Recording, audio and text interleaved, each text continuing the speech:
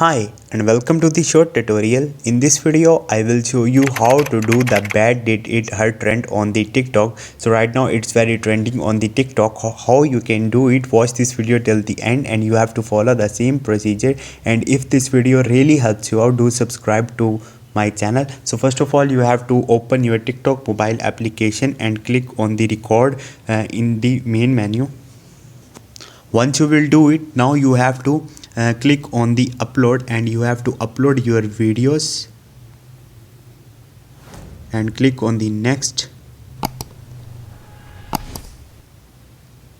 Once you will do it, now you have to click on the text and you have to write how bad did it hurt.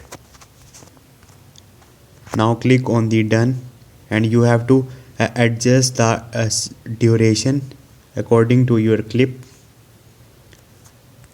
Now you have to open the second clip and you have to write something else like you tell me. Click on the done and set duration. So you have to first of all select multiple clips, then you have to write this type of the text.